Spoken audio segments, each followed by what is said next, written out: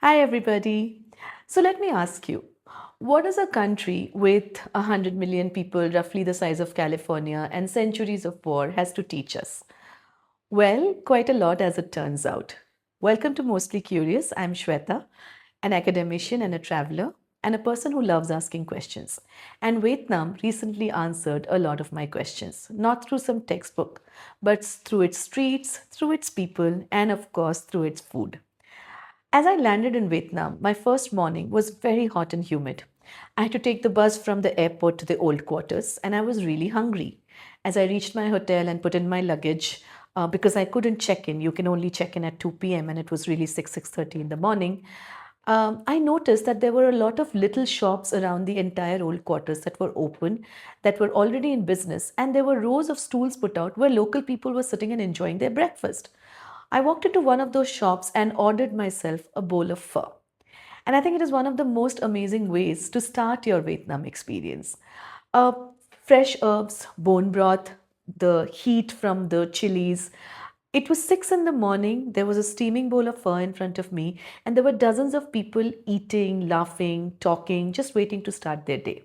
And that's when I realized that Vietnamese food is not just cuisine, it's a philosophy.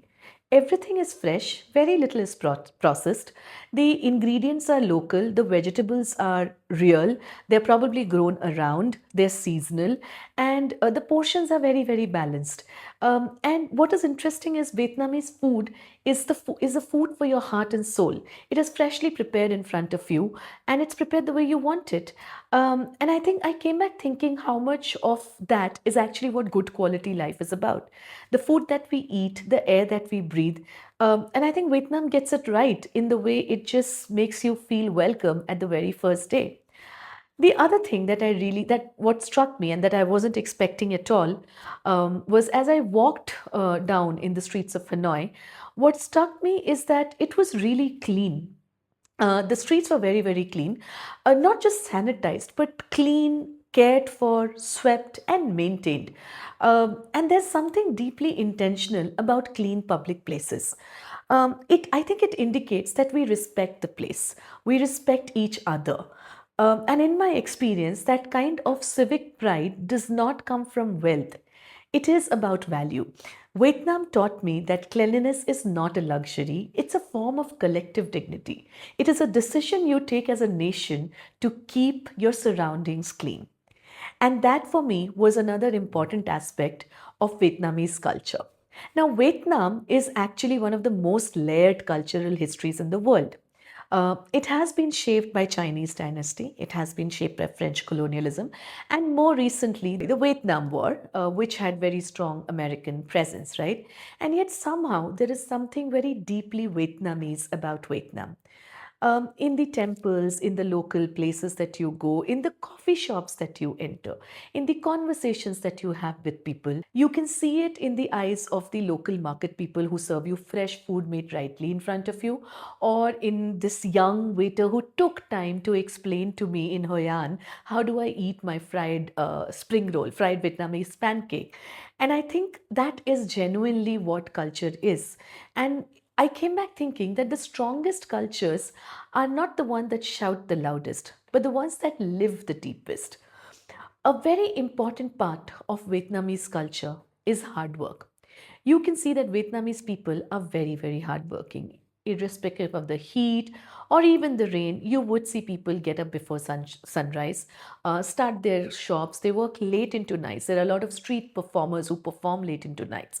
There are artists who sit on these corners in the streets and just do their work and sell their art.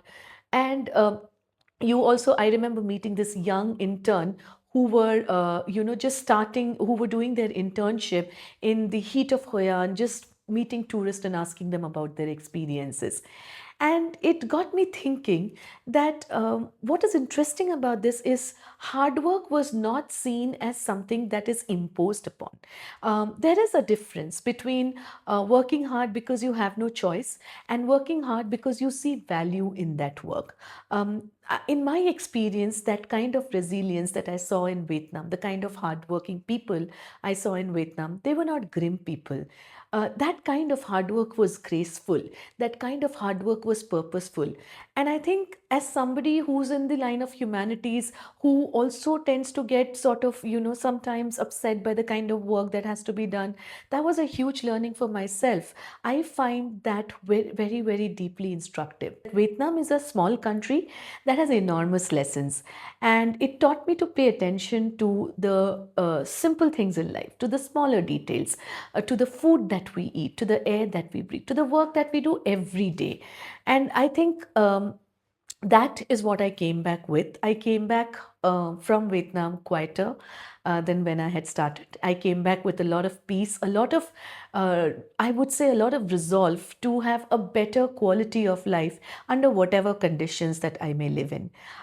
This is mostly curious, and if you are someone who has a lot of questions, who loves learning from experiences, please subscribe for more. I'll see you in the next one.